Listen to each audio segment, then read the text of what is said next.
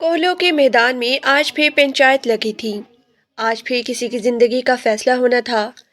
बरगद के दरख्त के नीचे पांच बुजुर्ग अपने सरों पर दस्तार सजाए नाम निहायत रिवायत का शमला लिए बैठे थे।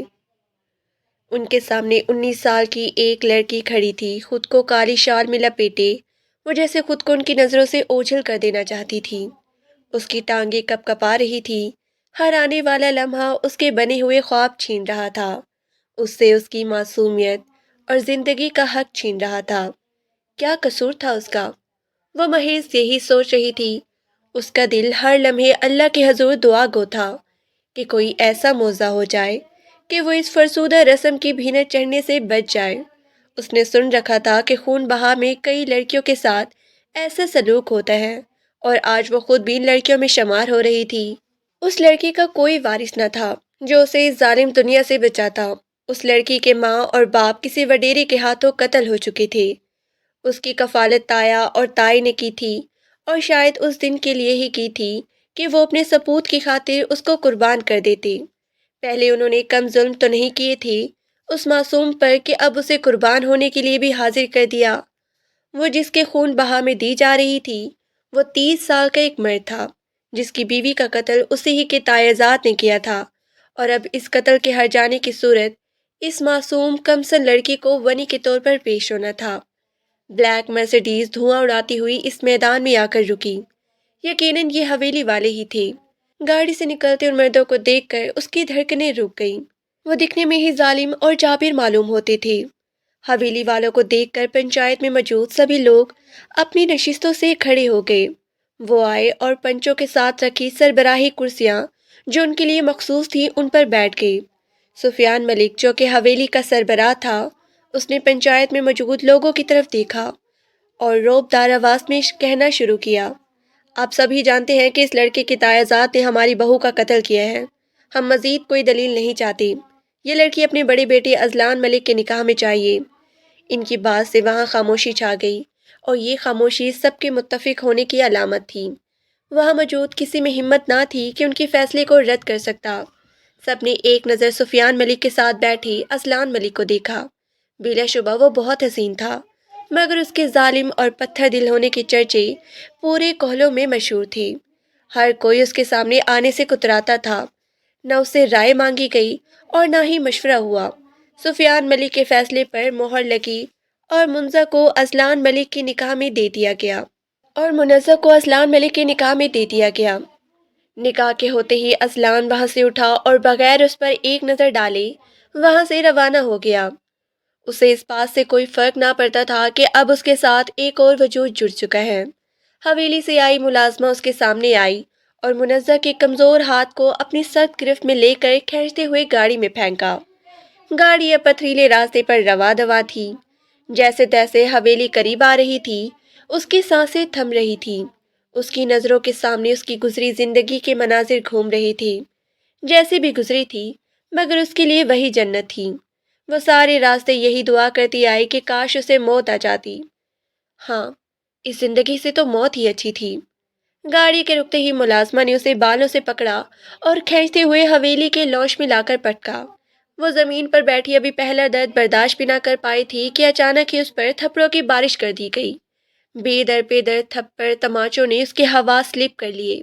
ये थप्पड़ मारने वाली कोई और नहीं, बल्कि उसकी अपनी सास थी।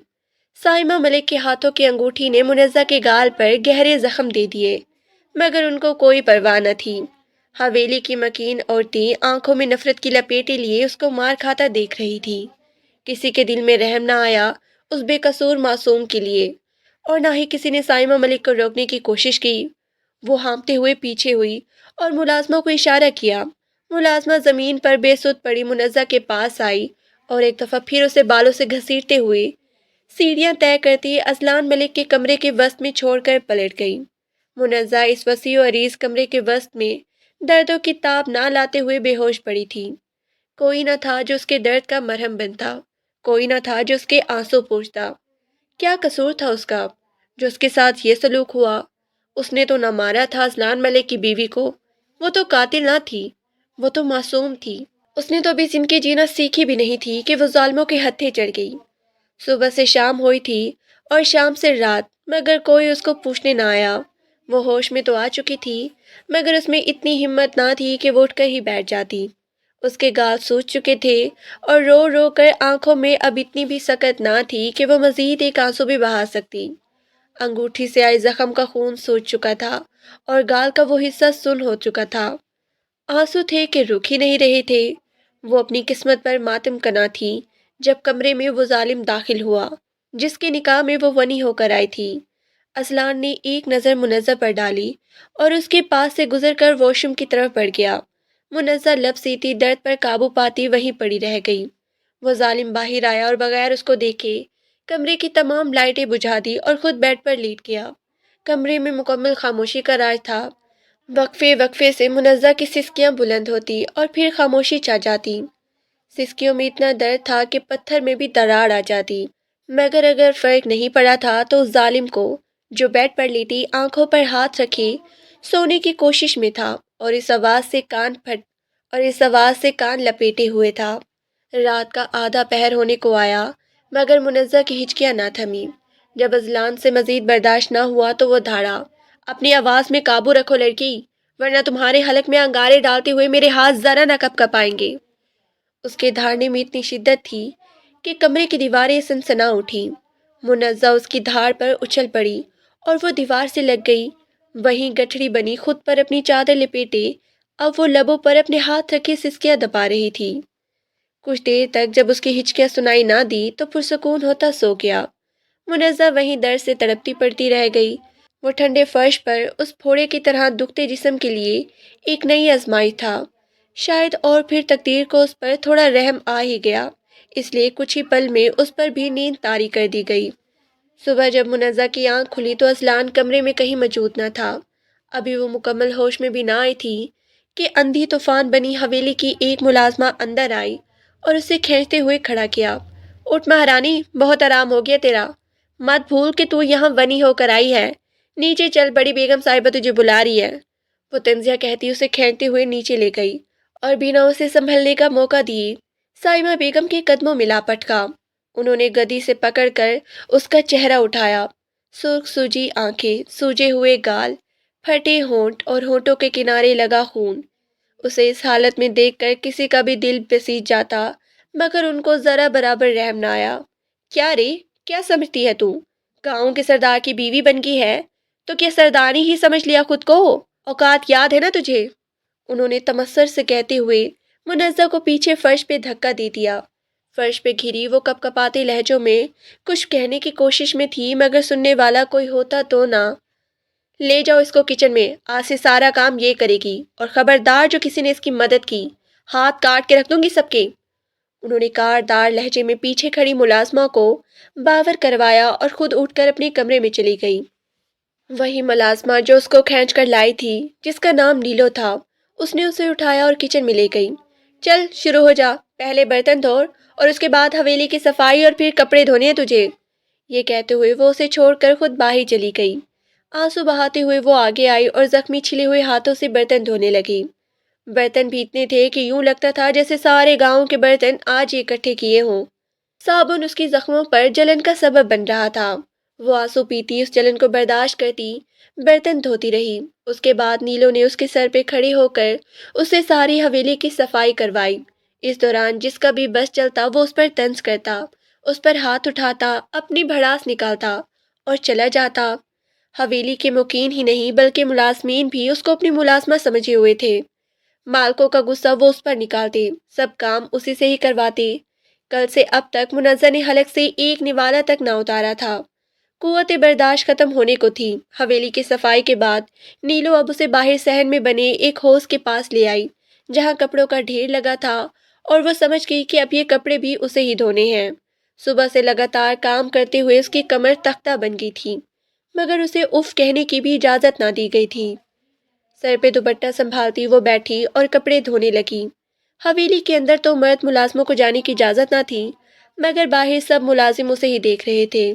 وہ ان نظروں کو خود پر محسوس کرتی تھی، دل ہی دل میں خود کی حفاظت کا ورد کرتی رہی تھی۔ اس کا خود کا لباس کافی حد تک گیلا ہو گیا۔ وہ جلد از جلد کپڑے دھو کر اٹھی اور حویلی کے اندر جانے لگی۔ ابھی اس نے لان پا ہی کیا تھا کہ ایک ملازم اس کے سامنے آ کھڑا۔ کہاں جا رہی ہے حسینہ؟ وہ خباثت سے بولا۔ باقی سب ملازمین اسے دیکھ کر ہنس رہے تھے۔ منظر لرز کے رہ گئی، آنکھوں میں آنسو آ گئے۔ وہ سائڈ سے ہو کر گزرنے لگی کہ اس نے منزہ کا ہاتھ تھام لیا۔ وہ اسے اپنا ہاتھ چھڑانے کی ہر ممکن کوشش کر رہی تھی، مگر اس کی پکڑ مضبوط تھی۔ اذلان ملک کسی ضروری کام سے تھوڑی دیر پہلے ہی حویلی میں آیا تھا۔ وہ اپنے کمرے کی بالکنی میں کھڑا کال پہ مصروف تھا جب اس کی نظر لان کی طرف اٹھی۔ یہ منظر دیکھتے ہی اس کی رگوں میں شرارے پھوٹنے لگے۔ چاہے وہ ونی تھی مگر وہ اس کی عزت تھی۔ کسی میں اتنی ہمت ہوئی کہ اس کی بیوی کا ہاتھ تھام لیا، اس کی عزت پر ہاتھ ڈالا، اور بیوی بھی وہ جس کو اس نے ابھی مکمل دیکھا بھی نہ تھا۔ اس ملازم کو بھی شاید معلوم نہیں تھا کہ وہ اذلان ملک کی بیوی ہے۔ وہ محض اتنا ہی جانتا تھا کہ ایک لڑکی ونی ہو کر حویلی میں آئی ہے۔ وہ کون ہے یہ بات کسی کو معلوم نہ تھی۔ وہ تو اس لڑکی کو ایک عام ملازمہ ہی سمجھے ہوئے تھے، اس لیے یہ جرأت کر گیا۔ اذلان لمبے لمبے ڈنگ بھرتا جب وہاں پہنچا تو منظر روتے ہوئے اس سے منتیں کر رہی تھی۔ جاوید! وہ اونچی آواز میں دھاڑا۔ اس کی دھاڑ پر وہ جاوید نامی ملازم گڑبڑا کر منزہ کا ہاتھ چھوڑتا پلٹا اور اذلان کو دیکھ کر اس کے ہاتھوں کے طوطے اڑ گئے۔ تمہاری ہمت کیسے ہوئی میری بیوی کو ہاتھ لگانے کی؟ اذلان نے اسے گربان سے پکڑا اور اٹھا کر دیوار پہ پٹک دیا۔ وہ جھٹکا کھا کر زمین پر گرا۔ اذلان پر تو جیسے جنون سوار ہو گیا تھا۔ وہ اس کو اٹھا اٹھا کر پٹک رہا تھا۔ اذلان نے اس کے چہرے کا نقش بگاڑ دیا تھا۔ منزہ کانپتے ہوئے اس کا یہ وحشی روپ دیکھ رہی تھی کہ اس نے گھوم کر اس زخمی وجود کو ایک زوردار ٹھوکر رسید کی۔ غصہ تھا کہ کم ہونے کا نام ہی نہیں لے رہا تھا۔ کسی میں ہمت نہ تھی کہ وہ اس بپھرے ہوئے شیر کو روک سکتا۔ اس نے منزہ کا بازو پکڑا اور گھسیٹتے ہوئے اپنے کمرے میں لے جانے لگا۔ وہ لاؤنج میں پہنچے ہی تھے کہ سامنے سے بکھلائی ہوئی سائمہ ملک آتی دکھائی دی۔ کیا ہوا بیٹا؟ کیا کر دیا اس فنی نے؟ ان کے لہجے میں نفرت ہی نفرت تھی۔ کس نے اس کو باہر بھیجا تھا؟ کس نے اجازت دی آپ سب کو اس پر حکم چلانے کی؟ یہ میری بیوی کے خون بہا میں آئی ہے۔ اس کو جو سزا دینی ہے میں خود دوں گا۔ دوبارہ کسی نے یا پھر آپ نے بھی اس کو ہاتھ تک بھی لگایا تو میں برداشت نہیں کروں گا۔ وہ ایک نظر سب کو اور پھر ان کو دیکھتے ہوئے دھاڑا اور اسے لے کر اپنے کمرے میں چلا گیا۔ پیچھے سب منہ کھولے اذلان کا یہ روپ دیکھ رہے تھے۔ کمرے کا دروازہ کھلتے ہی جھٹکا دیکھ کر اس نے منزہ کا ہاتھ چھوڑا۔ وہ لڑکھڑا کر سنبھلتے ہوئے اس کو دیکھنے لگی جو اب خوفناک تاثرات سے اس کی طرف قدم بڑھا رہا تھا۔ منزہ یہ سمجھنے سے قاصر تھی کہ اچانک اس کو کیا ہوا۔ جو کل تک اس کی آواز سننے کا بھی روادار نہ تھا آج اس کے لیے لڑ رہا تھا۔ وہ اس کے پاس آیا اور بنا اسے سمجھنے کا موقع دیے اس سے گلے سے پکڑ کر دیوار سے لگا دیا۔ کس نے کہا تھا تمہیں باہر جانے کو؟ تم جانتی نہیں ہو؟ تم بیوی ہو اذلان ملک کی۔ تمہاری ہمت کیسے ہوئی سب کے سامنے خود کا دیدار کروانے کی؟ بھول گئی ہو کہ میری امانت ہو تم؟ اگر میں تمہیں آزاد چھوڑے ہوئے ہوں تو اس کا مطلب یہ نہیں کہ بھول جاؤ تم کہ اب تمہارے ساتھ اذلان ملک کا نام ہے۔ ہونے والی سردار کی بیوی ہو تم۔ اس کے ہاتھوں کا دباؤ رفتہ رفتہ اس کے گلے پہ بڑھ رہا تھا۔ منزہ کو سانس لینے میں مشکل ہو رہی تھی، مگر اذلان ملک کو اس کی پرواہ نہ تھی۔ اس کی نظروں کے سامنے تو بار بار وہ منظر گھوم رہا تھا جب اس گھٹیا ملازم نے اس کی بیوی کا ہاتھ تھاما تھا۔ کچھ کہنے کی کوشش میں منزہ کے لب کپ کپا اٹھے۔ اس کی نظر بے ساختہ اس کے سرخ کپ کپاتے لبوں پر گئی۔ اذلان کو اپنے حلق میں کانٹے چبھتے ہوئے محسوس ہوئے تھے۔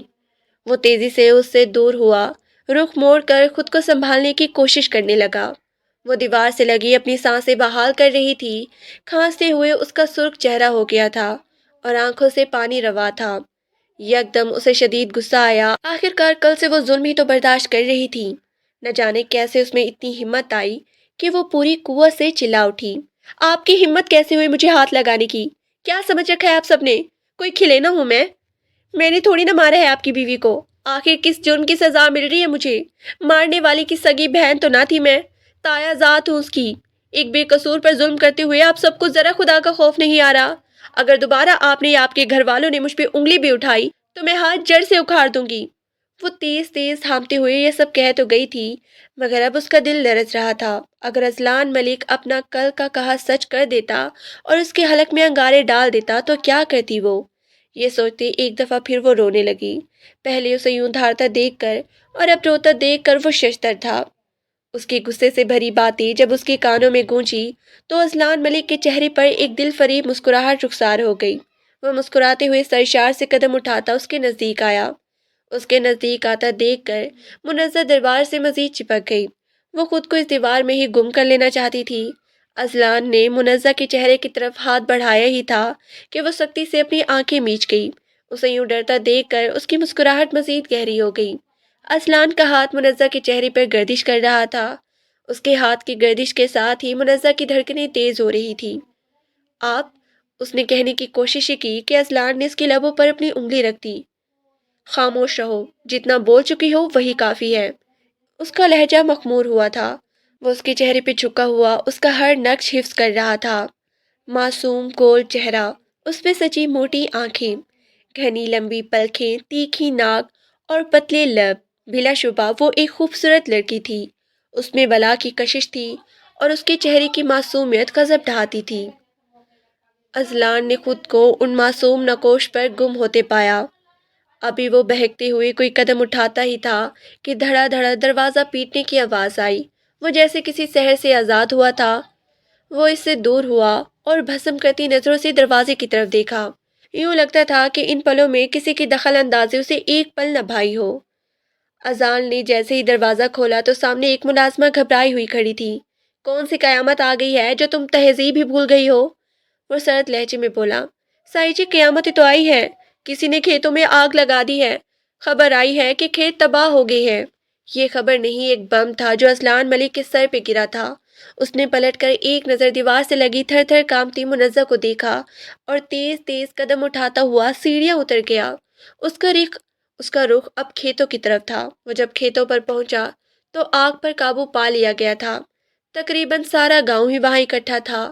وہ فصل کی کٹائی کا موسم تھا، اس لیے یوں آگ لگنا کسی کی دشمنی ہی تھی، اور کچھ حد تک تو وہ جانتا تھا کہ اب یہ نیا دشمن کون پیدا ہوا ہے۔ فصلوں کا بہت زیادہ نقصان ہوا تھا۔ کسان روتے ہوئے اس سے فریاد کر رہے تھے۔ وہ کھڑا ان سب کا جائزہ لے رہا تھا جب اس کا خاص ملازم فرحات بھاگتا ہوا۔ سرکار، میرے ساتھ آئیں آپ، وہ مؤدب سا کہتا سائڈ پر ہو گیا۔ اذلان اس سے آگے چلنے لگا اور فرحات اس کے قدموں پر اپنے قدم رکھتا اس کی پیروی کرنے لگا۔ کچھ دور جا کر جب اذلان رکا تب فرحات نے کہنا شروع کیا۔ سرکار، ہمیں معلوم ہو گیا ہے کہ یہ آگ کس نے لگائی ہے۔ چودھریوں نے کسی آدمی کو بھیج کر یہ آگ لگوائی ہے اور آپ سے دشمنی کا کھلم کھلا اعلان کر دیا ہے۔ اذلان دور لہراتے درختوں کو دیکھتا اس کی بات سن رہا تھا۔ فرحات نے چند پل اس کی طرف سے جواب کا انتظار کیا۔ جب کوئی جواب نہ آیا تو مزید کہنے لگا، سرکار، اب کیا حکم ہے؟ فی الحال کوئی حکم نہیں ہے فرحات، انہیں اپنی چالیں چلنے دو، آزاد چھوڑ دو ان کو۔ اس کے بعد جب ہم ان پر گہراؤ تنگ کریں گے تو وہ سنبھل بھی نہ پائیں گے۔ تم اس سب کو چھوڑو اور اس نقصان پر دھیان دو جو کھیتوں کی طرف سے ہوا ہے۔ کسانوں کو ان کے نقصان کی بھرپائی کرو اور شہر کی طرف جانے والے سامان پر نظر رکھو۔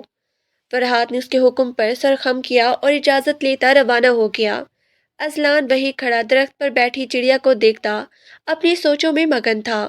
وہ چودھریوں کے بارے میں سوچ رہا تھا، مگر آن کی آن ان کی سوچوں کا رخ اس نازک پیکر کی طرف ہو گیا جسے وہ کمرے کی دیوار سے لگے کانپتے ہوئے چھوڑ کر آیا تھا۔ نہ جانے کیوں اس کے سوچ آتے ہی اذلان کے چہرے پر مسکراہٹ بکھر گئی۔ اس کی نظروں کے سامنے اس کا دبنگ لہجہ، اس کی غربت سے سرخ ہوتی گال اور وہ کپ کپاتے لب گھوم رہے تھے۔ وہ اس نازک حسینہ پر کوئی ظلم نہ چاہتا تھا، وہ تو خون بہا کے حق میں بھی نہ تھا۔ اذلان ملک کا اپنی پہلی بیوی سے کوئی ایسا تعلق نہ تھا جس کی بنا پر وہ اس کا خون بہا مانگتا۔ وہ جانتا تھا کہ اس کی پہلی بیوی منزہ کی تایا ذات کے ساتھ رشتہ بنائے ہوئے ہے۔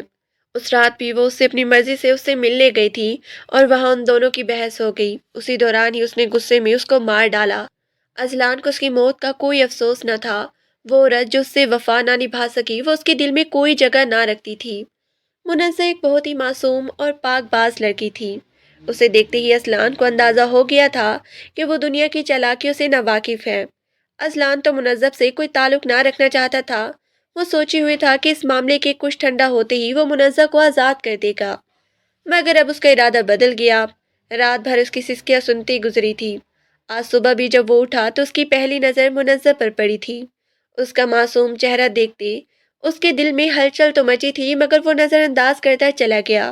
اس کا دل پگھلا تو تب ہوا جب جاوید نے منزہ کا ہاتھ پکڑا۔ وہ سمجھ ہی نہ سکا کہ اس پہ کیا کیفیت طاری ہوئی ہے، اور اب جس طرح وہ اس سے لڑی تھی اور پھر خوفزدہ ہوئی تھی، اس کے وہ معصوم انداز اذلان کے دل میں ہلچل مچا گئے تھے۔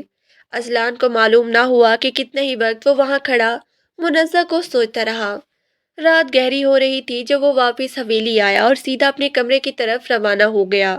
کمرے میں داخل ہوتے ہی اس کی نظر منزہ کو تلاش کیا، جو خود کو اپنی کالی شال میں لپیٹے صوفے پر سکون سے سو رہی تھی۔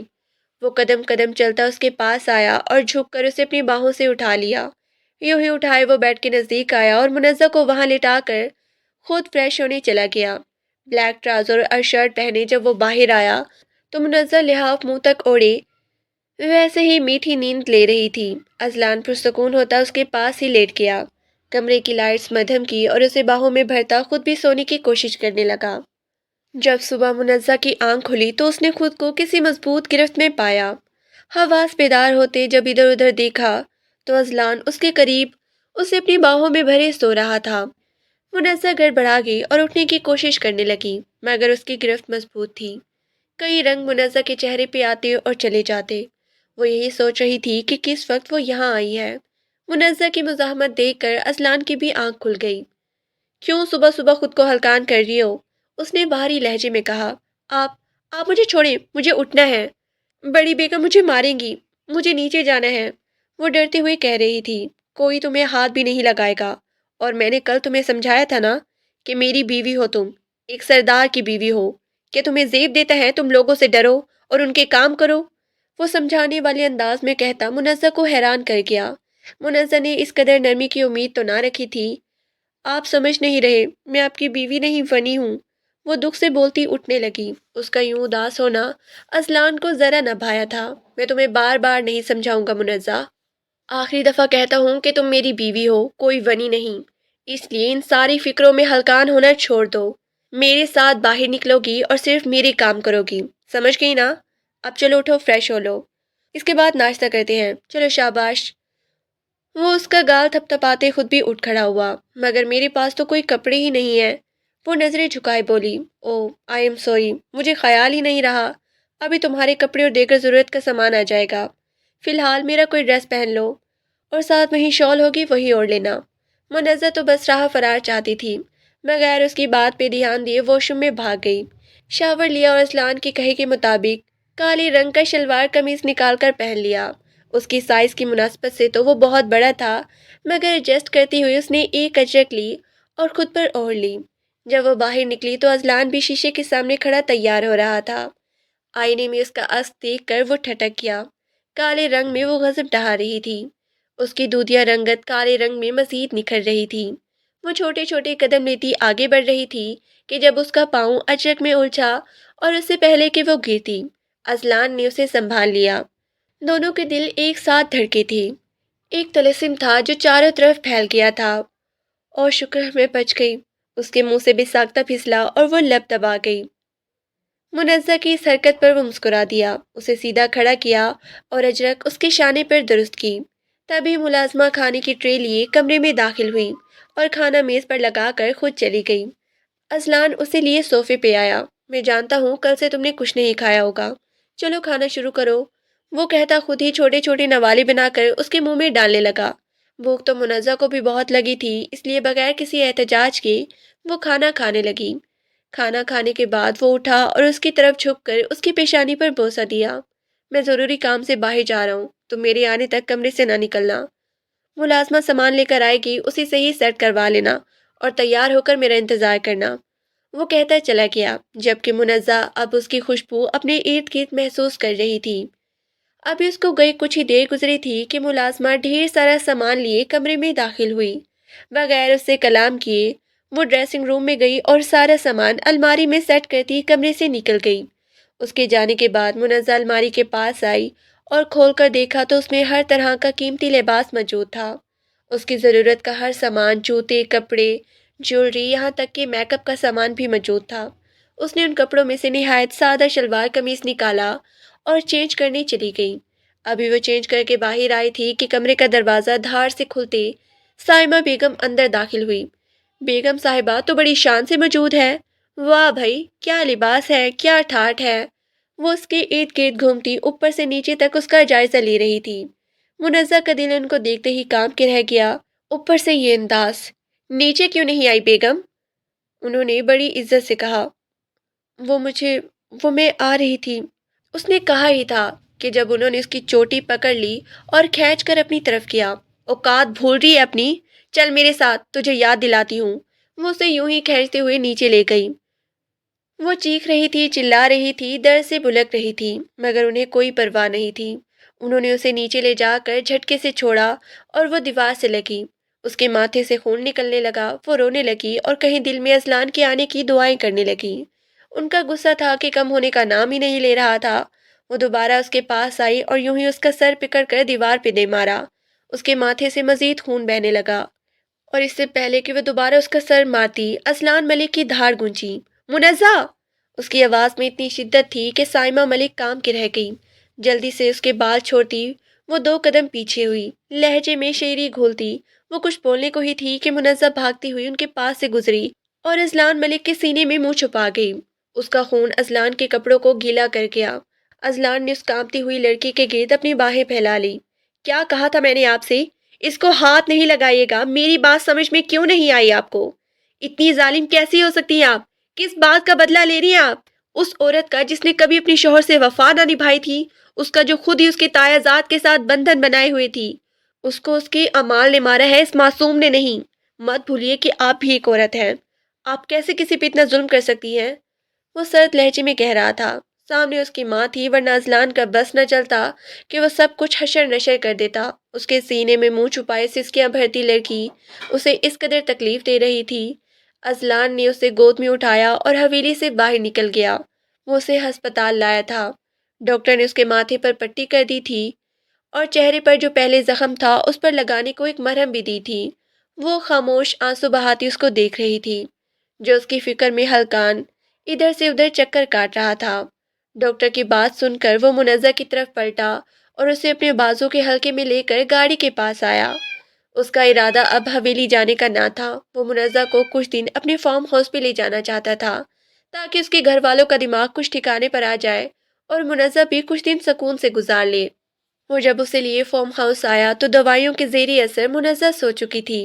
اس کو جگائے بغیر اس نے منزہ کو اٹھا لیا، کمرے میں لے جاتے بیڈ پہ لٹایا اور یوں ہی جھکے اس کا زخم چھو لیا۔ وہ شاید اس درد کا ازالہ کرنا چاہتا تھا جو اس کی ماں نے اس لڑکی کو دیے تھے۔ جب منزہ کی آنکھ کھلی تو اس نے خود کو ایک نرم بستر پر پایا۔ یہ وہ کمرہ نہیں تھا جس میں وہ پہلے رہی تھی۔ جب اس نے ادھر ادھر نگاہیں دوڑائیں تو کمرے میں کوئی نہیں تھا۔ گرے اور بلیک تھیم سے سجا وہ کمرہ نہایت ہی نفیس اور کشادہ تھا۔ وہ اٹھنے ہی لگی تھی جب کمرے میں اذلان داخل ہوا۔ آرام سے۔ وہ لمبے لمبے ڈنگ بھرتا منزہ کے پاس آیا اور اس کے کندھے پر دباؤ ڈالتا اسے مزید بیڈ پر لیٹنے پر مجبور کر گیا۔ کیوں اٹھ رہی ہو؟ آرام کرو، بتاؤ درد تو نہیں؟ وہ فکر مند سا اس کے زخم کو دیکھتا گویا ہوا۔ جواب نہ پا کر جب اس نے منزہ کی طرف دیکھا تو وہ خاموش نظروں سے اذلان کو دیکھ رہی تھی۔ اس کی نظریں پڑھ کر اذلان ڈھیروں شرمندہ ہوا۔ منزہ، میں معافی چاہتا ہوں، تمہیں اتنا کچھ سہنا پڑا۔ I am so sorry. میں وعدہ کرتا ہوں دوبارہ ایسا کچھ نہیں ہوگا۔ وہ اسے یقین دلا رہا تھا اور اسے شرمندہ تھا۔ منزہ کے لیے ناقابل یقین لمحہ تھا۔ تم مجھے معاف کرو گی نا منزہ؟ اذلان نے اس کی آنکھوں میں دیکھ کر پوچھا۔ منزہ یہ کیا ہی کہہ سکتی تھی؟ وہ محض سر ہلا گئی۔ ویسے بھی اذلان نے اس پر کوئی ظلم تو نہ کیا تھا، اس نے تو اس کو بچایا ہی تھا ہر ظلم سے، اور اگر اب وہ اسے یقین دلا رہا تھا تو منزہ بھی اس پر یقین کرنا چاہتی تھی۔ پہلے کم ستم تو نہیں سہ چکی تھی اب وہ بھی پرسکون زندگی کی خواہش مند تھی۔ تھینک یو سو مچ۔ وہ اسے اپنے سینے میں بھیج گیا۔ اس کی بے تابی پر منزہ کا چہرہ سرخ ہو گیا۔ اذلان اس کا سرخ چہرہ دیکھ کر ہنستا رہا۔ تم شرما رہی ہو؟ اس کا یہ کہنا تھا کہ وہ مزید جھنپ گئی۔ ہم کہاں ہیں؟ اس پر بہت ہی ہمت سے سوال کیا تھا۔ ہم آپ کے گھر ہیں۔ میرا گھر؟ وہ حیران ہوئی۔ جی، آپ کا گھر۔ میری بیوی ہونا تو تم جو چیز میری ہوئی وہ تمہاری ہے۔ یہ میرا فارم ہاؤس ہے۔ ہم تب تک یہاں رہیں گے جب تک تم چاہو گی۔ یہاں کوئی مجھے مارے گا تو نہیں؟ اس کا سوال نہیں، ایک تیر تھا جو اذلان کے سینے میں پیوست ہوا تھا۔ وہ معصوم سی لڑکی کس قدر خوفزدہ تھی۔ نہیں، کبھی بھی نہیں، میں نے وعدہ کیا ہے نا، تمہیں کوئی ہاتھ نہیں لگائے گا۔ پھر کیوں خوفزدہ ہو رہی ہو؟ اور یہاں تو تمہارے اور میرے علاوہ کوئی ہے بھی نہیں۔ میں ابھی تو اٹھی ہوں، دوبارہ نہیں سو سکتی، اور مجھے بھوک بھی لگی ہے۔ ہچکچاتے ہی صحیح مگر وہ کہہ گئی تھی۔ اصلان اسے اتنی ہمت تو دے رہا تھا کہ وہ بنا جھجک اس کے سامنے اپنی بات رکھ سکتی۔ بھوک لگی ہے آپ کو؟ پہلے بتانا چاہیے تھا نا، ابھی کھانا لاتا ہوں۔ یہ کہہ کر وہ کچن کی طرف چلا گیا۔ اب اس کی واپسی ہاتھ میں کھانے کی ٹرے لیے ہوئی تھی۔ منزہ نے دیکھا تو ٹرے میں کافی فروٹ، سینڈوچ اور ساتھ میں جوس تھا۔ آپ نہیں کھائیں گے؟ وہ کھانے سے پہلے ہی اسے پوچھنے لگی۔ اگر تم کھلاؤ گی تو کھا لوں گا۔ اب کہ وہ شریر ہوا تھا، منزہ گھبرا کر ہاتھ پیچھے کھینچ گئی۔ اچھا اچھا، گھبراؤ نہیں، کھانا شروع کرو، میں بھی کھا رہا ہوں۔ چھوٹے چھوٹے لقمے لیتے وہ خود بھی کھانا لگا۔ کھانے کے بعد اس نے منزہ کو دوائی دی اور پھر اس کے سر تھپکتے ہوئے اسے بھی سلا دیا۔ اگلی صبح منزہ کے لیے بہت ہی شاندار تھی۔ جب وہ اٹھی تو اس کے سرہانے سرخ گلاب رکھے ہوئے تھے۔ منزہ گلابوں کے پھولوں کی دیوانی تھی، لڑکی تھی۔ اس نے جلدی سے وہ گلاب اچک لیے، اس کی خوشبو سونگھی اور اس کے چہرے پر ایک خوبصورت مسکراہٹ رقص کر گئی۔ اس کی یہ مسکراہٹ صوفے پہ بیٹھا اذلان نے بھی دیکھی تھی، اور پہلی دفعہ دیکھی تھی۔ وہ اس مسکراہٹ میں کھو ہی گیا تھا۔ منزہ اذلان کی موجودگی سے ناواقف تھی، اس لیے جلدی سے بستر سے اتری اور بغیر ادھر ادھر دیکھے فریش ہونے چلی گئی۔ اپنی ہی دھن میں باہر نکلی اور آئینے کے سامنے بیٹھی وہ اپنے بال سلجھا رہی تھی، جب اچانک ہی اذلان کا عکس آئینے میں نمودار ہوا۔ گڈ مارننگ جانم، تم تو بھول ہی گئی کہ تمہارا ایک شوہر بھی ہے۔ وہ اپنی تھوڑی اس کے کندھے پر ٹکائے آئینے میں سے دیکھتا اس سے شکوہ کر رہا تھا۔ نہیں، وہ بس میں… وہ خاموش ہو گئی۔ ہاں منزہ، کب تم مجھ سے لمبی گفتگو کرو گی؟ میں خواہش مند ہوں۔ وہ التجا کر رہا تھا یا خواہش، اندازہ لگانا مشکل تھا۔ چلو چھوڑو، آج کا دن تمہارے لیے بہت ہی اسپیشل ہے۔ پہلے تم چینج کرو اور جو ڈریس بیڈ پہ پڑا ہے جسے تم نظر انداز کر چکی ہو وہ پہنو۔ اذلان بیڈ سے وہ میرون رنگ کی خوبصورت سی فراک اٹھا کر لایا۔ اس فراک کو دیکھتے ہی منزہ کی آنکھیں چمک اٹھیں۔ یہ تو بہت ہی خوبصورت ہے، وہ چہک کر بولی۔ بالکل، جاؤ جلدی سے چینج کر آؤ۔ اس کا رخ چینجنگ روم کی طرف مڑا۔ جب منزہ وہ ڈریس چینج کر آئی تو تب تک اذلان بھی سفید ڈریس پہنے تیار ہو چکا تھا۔ منزہ اس کو ایسے لباس میں پہلی دفعہ دیکھ رہی تھی۔ وہ اس کو بہت ہی خوبصورت لگا، اور اذلان اس کی حالت منزہ سے الگ نہ تھی۔ وہ اسے آسمان سے اتری ہوئی کوئی حور لگ رہی تھی، جسے صرف اس کے لیے بھیجا گیا ہو۔ منزہ چھوٹے چھوٹے قدم لیتی اس کے پاس آئی، انگلیاں مروڑتی، نظریں جھکائی وہ نروس سی تھی۔ بہت ہی خوبصورت لگ رہی ہو، وہ کہتا ہوا اس کا ہاتھ تھامے اسے گھما گیا۔ منزہ کھلکھلا کے اٹھی۔ اس کی کھلکھلاہٹ نے پورے کمرے کو اور اذلان کے دل کو جگمگا دیا تھا۔ تیار ہو کر جب وہ کمرے سے باہر نکلے تب تک ملازمہ ناشتہ تیار کر چکی تھی۔ ناشتہ کرتے ہوئے بھی اذلان کی شرارتیں عروج پر تھی۔ وہ آج کسی اور ہی موڈ میں تھا، اتنا خوش تو اسے کسی نے نہ دیکھا تھا۔ وہ تو بہت ہی سر مہر پتھر دل کا انسان تھا، مگر منزہ کی موجودگی نے اس کا دل نرم کر دیا تھا اور اس کی زندگی خوشیوں سے بھر دی تھی۔ اذلان نے کبھی نہ سوچا تھا کہ وہ ایک لڑکی کا اس قدر دیوانہ ہوگا۔ اذلان اسے فارم ہاؤس کی بیک سائڈ پہ لے آیا تھا، جہاں پر ایک سفید رنگ کا خوبصورت سا گھوڑا کھڑا تھا۔ منزہ اس گھوڑے کو دیکھ کر خوفزدہ ہوئی، اذلان کے پیچھے چھپ گئی۔ آپ یہاں کیوں آئے اذلان؟ چلے نہ یہاں سے، مجھے گھوڑے سے ڈر لگتا ہے۔ وہ چھپتے ہوئے بولی۔ اس میں ڈرنے کی کیا بات ہے؟ اور یہ تو میرا گھوڑا ہے، اسے ڈرنے کی کوئی ضرورت نہیں ہے۔ ہم اس کی سواری کریں گے، یقین جانو تمہیں بہت ہی مزہ آئے گا، وہ کہتا ہوا ساتھ ساتھ اپنے قدم آگے بڑھا رہا تھا۔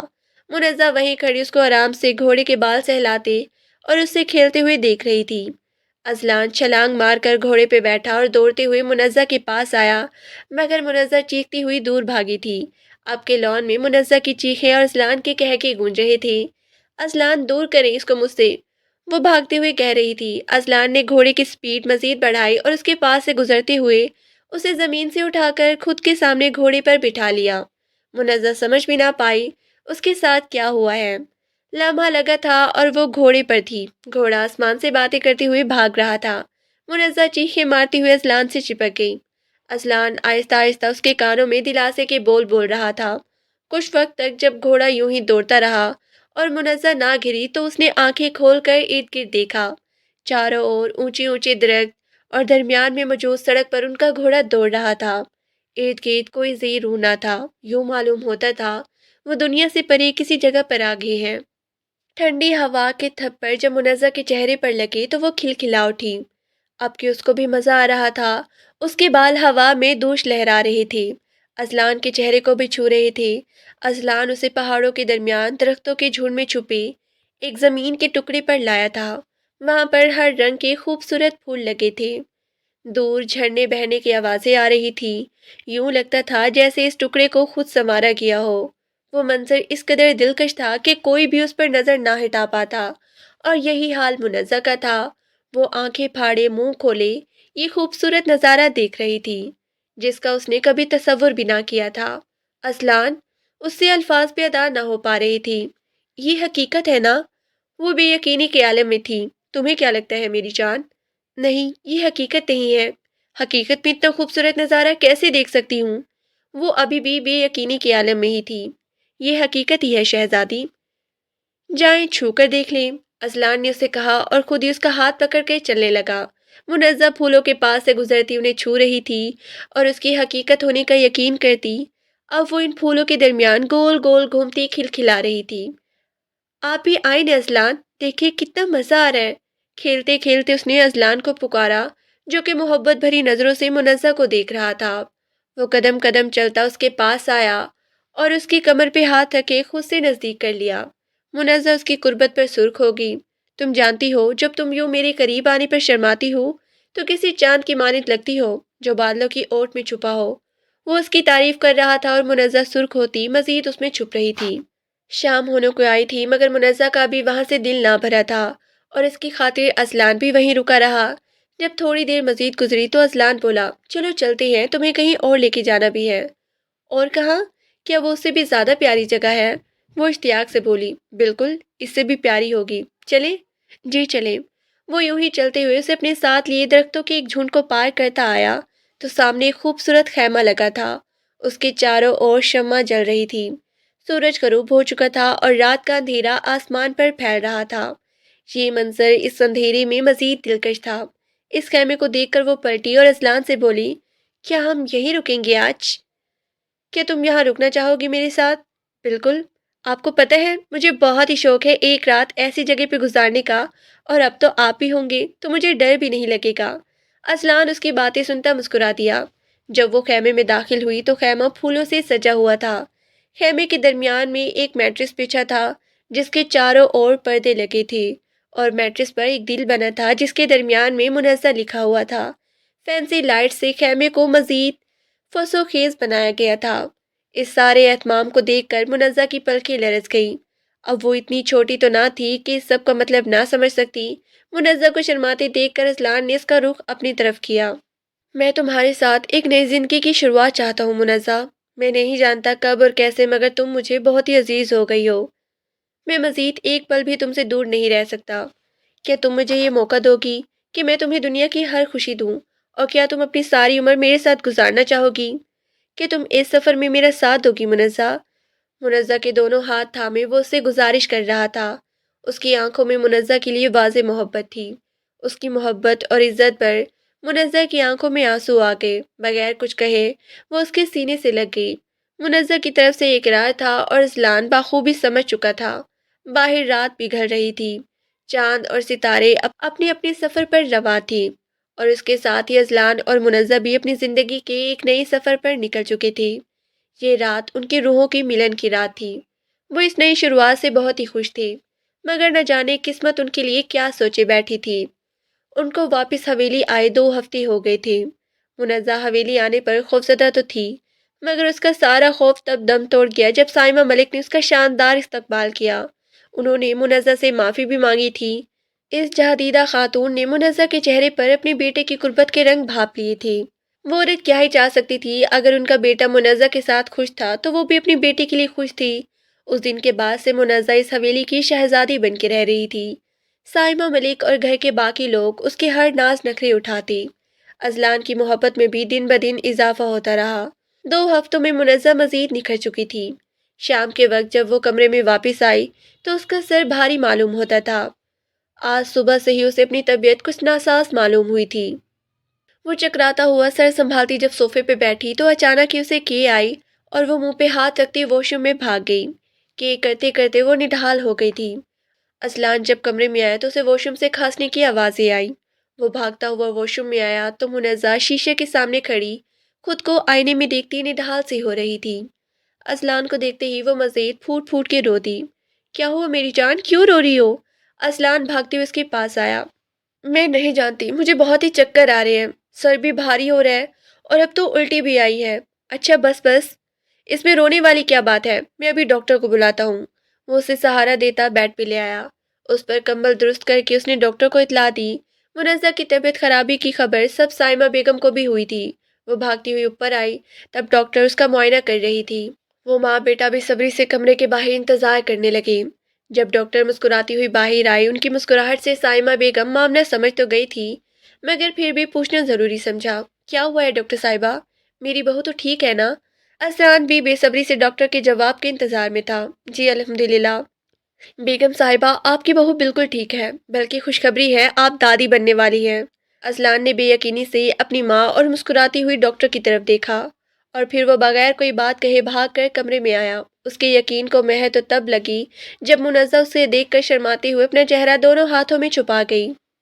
وہ بھاگ کر اس کے پاس آیا اور اسے سینے میں بھیج لیا۔ میری جان، آج تم نے میری زندگی مکمل کر دی ہے۔ میں اللہ کا بہت بہت شکر گزار ہوں جس نے تمہیں میری زندگی میں بھیجا۔ اس سے زیادہ میرے لیے خوشی کی خبر کیا ہو سکتی ہے؟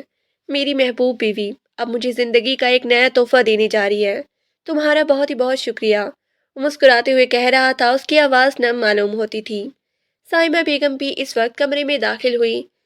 اس کے ہزار صدقے اتارے گئے، گاؤں میں مٹھائیاں تقسیم کی گئی اور حقداروں میں پیسے اور کپڑے تقسیم کیے گئے۔ یہ خبر ہر ایک کے لیے خوشی کا باعث تھی کہ گاؤں کے سردار کی اولاد اس دنیا میں آنے والی ہے۔ جہاں یہ خبر کسی کے لیے خوش آئند تھی تو وہیں ان کے دشمنوں کے لیے یہ خبر کسی موت کی خبر سے کم نہ تھی۔ پہلے ہی ان کا تن تنا اس گاؤں پر ختم ہو چکا تھا اور اب تو پھر حویلی والوں کا وارث بھی آ رہا تھا۔ پرویز چودھری نے جب یہ خبر سنی تو بپھر اٹھا۔ کچھ بھی کرو مگر مجھے وہ لڑکی اپنے سامنے حاضر چاہیے۔ میں ملکوں سے کبھی نہیں ہاروں گا، میں ان سے ان کی ہر خوشی چھین لوں گا، اس نے اپنے خاص ملازم سے کہا اور کہکا لگا اٹھا۔ یوں لگتا تھا جیسے وہ دشمنی میں پاگل سا ہو گیا ہے۔ آج سے حویلی والوں نے گاؤں کی کسی شادی میں جانا تھا۔ منزہ کی طبیعت خرابی کے باعث وہ گھر پر ہی تھی۔ ملازموں کے علاوہ گھر پر کوئی نہ تھا۔ اذلان بھی اپنی کسی کام سے باہر گیا ہوا تھا۔ منزہ اپنے کمرے میں آرام کر رہی تھی جب ایک ملازمہ بھاگتی ہوئی آئی اور اسے اطلاع دی کہ اذلان صاحب پر کسی نے حملہ کر دیا ہے۔ یہ خبر سنتے ہی منزہ جلدی سے اٹھی اور بھاگتے ہوئے باہر آئی۔ تمہیں کس نے یہ خبر دی ہے؟ وہ کیسے ہیں؟ وہ ٹھیک تو ہے نا؟ وہ روتی ہوئی پوچھ رہی تھی۔ جی بیگم صاحبہ، وہ ٹھیک ہے، باہر ایک گاڑی بھیجی ہے، وہ آپ کو ہسپتال لے جائے گی۔ منزہ بغیر سوچے سمجھے باہر آئی اور اس گاڑی میں بیٹھ گئی۔ گاڑی جب حویلی سے باہر نکلی تو تبھی ڈرائیور کے ساتھ پیسنجر سیٹ پر بیٹھے ایک نقاب پوش نے پیچھے مڑ کر منزہ کے چہرے پر اسپرے کیا اور اسے بے ہوش کر دیا۔ اسے مزاحمت کا موقع بھی نہ ملا اور وہ ہوش کی دنیا سے بیگانہ ہو گئی۔ جب اس کی آنکھ کھلی تو اس نے خود کو کرسی پہ بندھا ہوا پایا۔ اس نے ادھر ادھر نگاہ دوڑائی مگر کمرے میں کوئی نہ تھا، صرف یہ کرسی تھی جس پر اسے باندھا گیا تھا۔ اسے اندازہ ہو گیا کہ وہ اغوا ہو چکی ہے۔ اس نے چلانے کی کوشش کی مگر اس کے منہ کو بھی کپڑے سے باندھ دیا گیا تھا۔ وہ دل ہی دل میں اللہ کے حضور اپنی حفاظت اور اپنی بچے کی حفاظت کی دعا کرنے لگی۔ وہ بس یہی سوچ رہی تھی کہ جب اذلان کو پتہ لگے گا تو وہ کیا کرے گا۔ وہ جلد از جلد اس کے آنے کی دعائیں کرنے لگی۔ یہ خبر گاؤں میں آگ کی طرح پھیلی تھی کہ سردار کی بیوی کو اغوا کر لیا گیا ہے۔ اذلان اس وقت سے بپھرا شیر بنا ہوا گاؤں کا چپا چپا چھان چکا تھا مگر کہیں سے بھی اسے منزہ کی خبر نہ ملی۔ اس کی حالت کسی ہارے ہوئے جواری کی طرح تھی جو اپنا سب کچھ داؤ پہ لگا کر ہار چکا ہو۔ دل ہی دل میں اللہ سے دعا کرتا وہ منزہ کو ڈھونڈ رہا تھا۔ سرکار، ہمیں معلوم ہو گیا ہے یہ کام چودھریوں کا ہے۔ اس کا خاص ملازم فرہاد بھاگتا ہوا آیا۔ مگر سرکار، چودھریوں کا کوئی بھی بندہ گاؤں میں موجود نہیں ہے۔ ہاں، پر کوہلوں سے باہر ان کا ایک فارم ہاؤس ہے، مجھے یقین ہے کہ سردارنی وہیں ہو سکتی ہے۔ ہمیں ایک دفعہ وہاں پہ دیکھ لینا چاہیے۔ پھر انتظار کس بات کا ہے، جلدی چلو۔ اذلان بھاگتے ہوئے گاڑی میں سوار ہوا۔ جب وہ اس فارم ہاؤس کے نزدیک پہنچی تب تک نیا دن طلوع ہو چکا تھا۔ انہیں بہت ہی سنبھل کر قدم اٹھانا تھا، ذرا سی بھی بے احتیاطی منزہ کے لیے خطرہ ثابت ہو سکتی تھی۔ وہ پچھلی طرف سے فارم ہاؤس کے اندر داخل ہوئے تھے محتاط قدم اٹھاتے جب وہ اگلی طرف آئے تو سامنے دروازے پر دو گارڈ تھے۔ ازلان ان کو دیکھ کر ازلان کو یقین ہو گیا کہ منزہ یہیں پر ہے۔ اس نے فرحات کو اشارہ کیا اور گارڈز کا دھیان ہٹانے کے لیے دوسری طرف پتھر پھینکا۔ آواز پر ایک گارڈ چیک کرنے جب پیچھے آیا تو ازلان نے پستول کے دستے سے اس کے سر کو بے ہوش کر دیا۔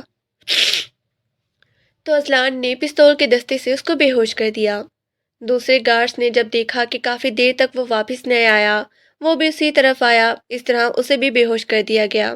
اب وہ دونوں آہستہ سے اندر داخل ہوئے۔ جیسے ہی وہ اندر آئے بیسمنٹ سے چیخوں کی آواز آ رہی تھی اور ازلان یہ آواز پہچانتا تھا۔ اس کا دل کسی نے مٹھی میں لے لیا۔ یہ آوازیں منزہ کی تھی۔ وہ بھاگتا ہوا بیسمنٹ میں داخل ہوا۔ سامنے ہی کچھ مزید گارڈز تھے۔ اس کے سر پر تو جیسے خون سوار ہو گیا ہو، جیسے وہ چیخے سن کر بغیر دیکھے بغیر سوچے اس نے ان کو دھنک کے رکھ دیا۔ دروازہ توڑ کر جب وہ اندر داخل ہوا تو اسے یوں لگا جیسے کسی نے اس کے جسم سے روح کھینچ لی ہو۔ پرویز چودھری منزہ کو بالوں سے پکڑے کہکے لگا رہا تھا۔ منزہ کا چہرہ تھپڑوں کے نشانات سے سرخ اور سوجا ہوا تھا۔ ازلان بفر کر آگے آیا اور پرویز چودھری کو کھینچ کر پیچھے کھڑا فرحات کے حوالے کیا۔ فرحات جانتا تھا کہ اب اسے کیا کرنا ہے۔ وہ یوں ہی نظریں نیچے کیے اسے کھینچتے ہوئے کمرے سے باہر چلا گیا۔ منزہ ازلان کو پاس پا کر پھوٹ پھوٹ کر رو پڑی۔ اسے رسیوں سے آزاد کروایا اور اپنے سینے میں چھپا لیا۔ اگر منزہ کانپ رہی تھی تو اسے حالت میں دیکھ کر ازلان کا دل بھی کانپ رہا تھا۔ وہ بار بار اس کے بالوں پر بوسہ دیتا، اسے ٹھیک ہونے کی یقین دہانی کروا رہا تھا۔ منزہ اس کی شرٹ کو مٹھیوں میں دبوچے خود کو اس دنیا سے اوجھل کر لینا چاہتی تھی جہاں اس کے لیے آسانیاں بہت ہی کم تھی۔ جب وہ دونوں حویلی پہنچی تو ہر ایک بے صبری سے ان کا انتظار کر رہا تھا۔ سفیان ملک اور سائمہ ملک دونوں دروازے پہ کھڑے ان کے منتظر تھے۔ منزہ کو گاڑی سے باہر نکلتے دیکھ کر سائمہ بیگم بھاگ کر اس تک پہنچی اور اسے گلے لگا لیا۔ میری بچی تم ٹھیک ہو نا؟ ہم کتنے ڈر گئے تھے۔ یا اللہ تیرا شکر ہے تو نے ہم پر رحم کیا۔ یا اللہ تیرا شکر ہے میرے بچے گھر پہ واپس آ گئے، وہ روتے ہوئے کہہ رہی تھی۔ اللہ نے ان دونوں کی مزید کسی آزمائش میں نہ ڈالا تھا۔ ازلان کی منزہ اس کی اولاد دونوں ہی بخیر و عافیت اس کو لوٹا دیے گئے تھے۔ اللہ نے ان پر رحم کیا تھا۔ 9 ماہ بعد ازلان بے صبری سے ہسپتال کی راہداری میں چکر کاٹتے ہوئے کسی اچھی خبر کا منتظر تھا۔ اس کے ساتھ ہی باقی گھر والے بھی کرسیوں پہ بیٹھے اللہ کے حضور دعا گو تھے۔ آج منزہ کی ڈیلیوری تھی۔ کچھ ہی دیر گزری جب ڈاکٹر مسکراتی ہوئی باہر آئی۔ اس کے ہاتھ میں گلابی کمبل میں لپٹی خوبصورت سی بچی تھی۔ ازلان بھاگ کر ڈاکٹر کے پاس گیا۔ ڈاکٹر میری بیوی ٹھیک ہے نا؟ اس سے بےتابی سے پوچھا۔ جی الحمدللہ آپ کی بیوی ٹھیک ہے اور اللہ نے آپ کو ایک نہایت خوبصورت بیٹی سے نوازا ہے۔ وہ مسکراتے ہوئے بچی اس کے ہاتھ میں دیکھ کر خود روانہ ہو گئی۔ ازلان کانپتے ہوئے ہاتھوں سے اپنی بیٹی کو دیکھ رہا تھا جو ہو بہو اپنی ماں کی کاپی تھی۔ وہ یوں ہی اپنی بچی کو اٹھائے کمرے میں داخل ہوا تو منزہ ہسپتال کے لباس میں لپٹی آنکھیں کھولے زرد چہرے سے انہیں دیکھ کر مسکرائی۔ ازلان ان کے پاس آیا اور اس کا ماتھا چوم لیا۔ اللہ نے مجھے اپنی رحمت سے نوازا ہے۔ شکریہ منزہ، تم نے میری زندگی مکمل کر دی۔